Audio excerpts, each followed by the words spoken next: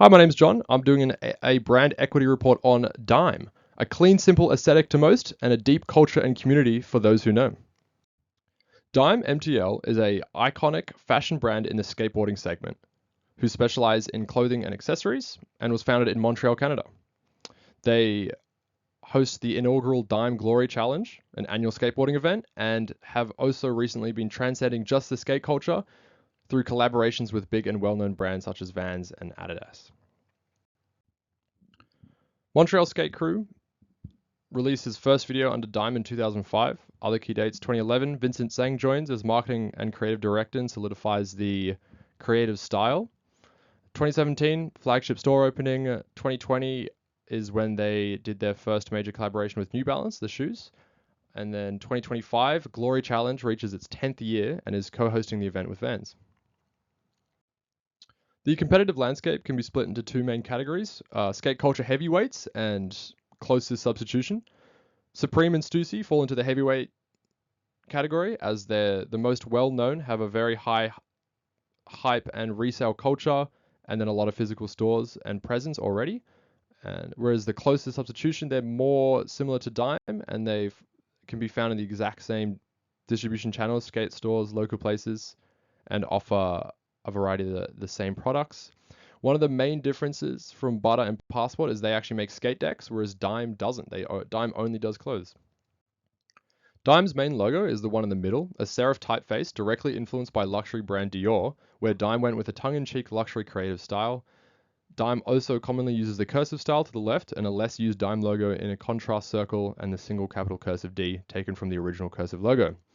One of the Dime's creative directions is adapting this name and creating many different variations on their products in either bizarre illustrations or just different fonts, linking what is usually and commonly found in luxury brands closer to the skating world. With no slogans or jingles and a color palette that consists of black on white, Dime's visual identity can really be boiled down to a clean, minimalist aesthetic, usually with the bold and simple black serif typeface juxtaposed on a white background as seen on all the ramps in their Glory Challenge to the right of this screen there. And in their product offerings, with clear influence from luxury and designer brands, the same minimalistic aesthetic with bursts of bizarre and unique pieces to colorful designs, weaving in their skating roots and dedication to that community.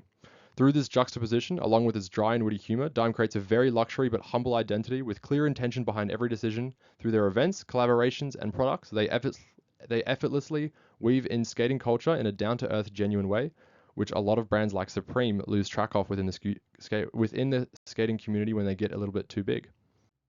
Dime has their own website where they have product selection with global shipping, a lookbook section, store section featuring their own store in Montreal and links to contact information for stockists or to become a stockist. And then they have a project sections which links to all their events, skate videos, and commercials.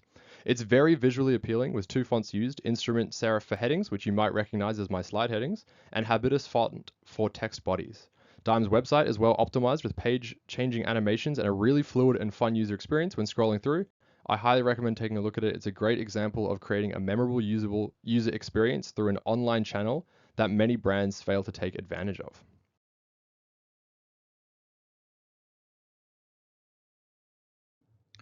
Dime can be found across YouTube, Instagram, Facebook, TikTok, Twitter, their own newsletter, and Spotify, but are most commonly posting on Instagram, followed by Facebook and YouTube, with TikTok not being active for 2 years. Same thing with Twitter.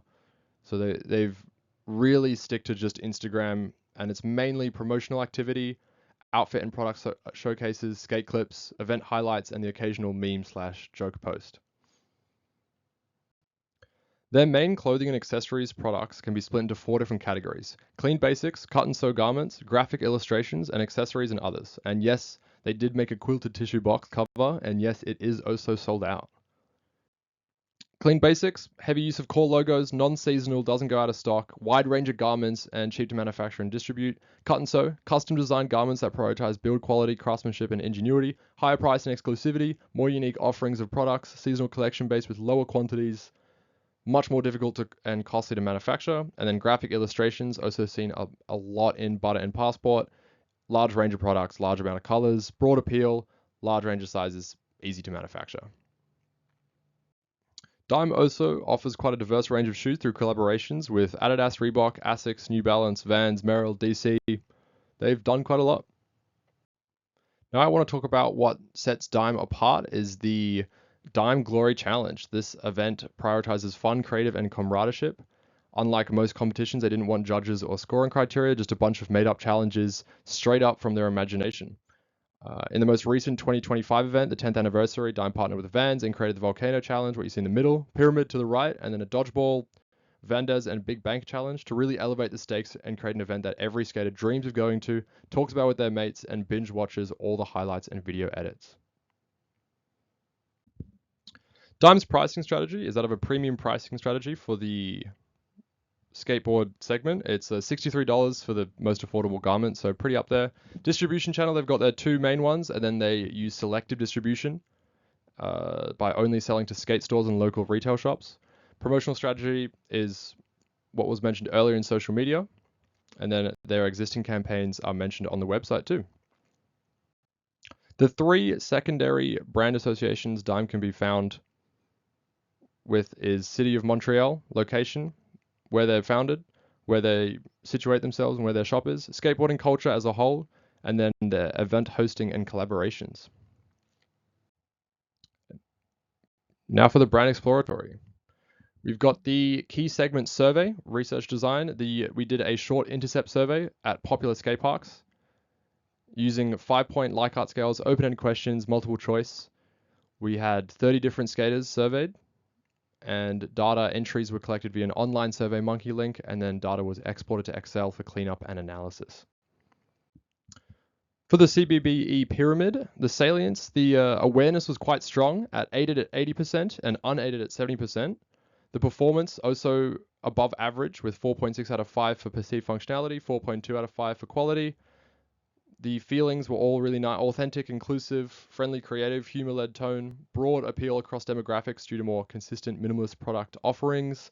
Imagery, very similar in that regard. Judgment, distinctiveness, and authenticity as core strengths. Price considered above average to premium.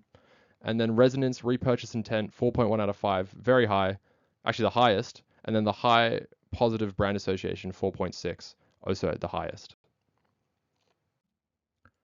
Through our open-ended questions, we were able to identify the four main associations that were found with Dime, those being authenticity in the skating community, design and aesthetic, product offerings, and tone/brand personality is what really stood out to our skaters.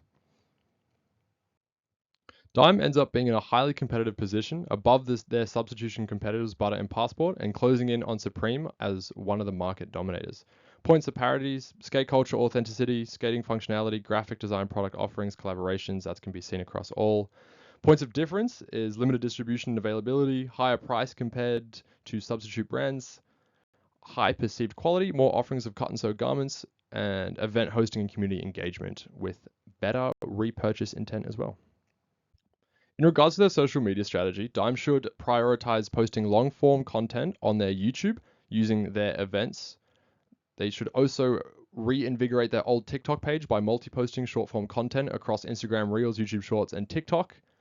Again, leverage their events to produce a large quantity of short highlights and clips. And then also, they are not on Pinterest, and that is a channel that they should look into and create an account on. My operational recommendations is increase distribution network to more local retail shops and skate stores to increase coverage, increase size offerings as well. Event scaling, leverage momentum from existing success of the Glory Challenge to expand opportunities into potentially new headline events, and then create a more distinct skate-led shoes and other non-existing offerings like skate decks, which their competitors Butter and Passport all offer, and Stussy and Supreme. And then they can leverage their existing authenticity and pedigree within their community to develop a greater range of offerings without the insane investment cost it would take to start from scratch. And then equity tracking, most important one, run the same intercept survey in the future to track future changes and progress. And that is my equity report. Thank you.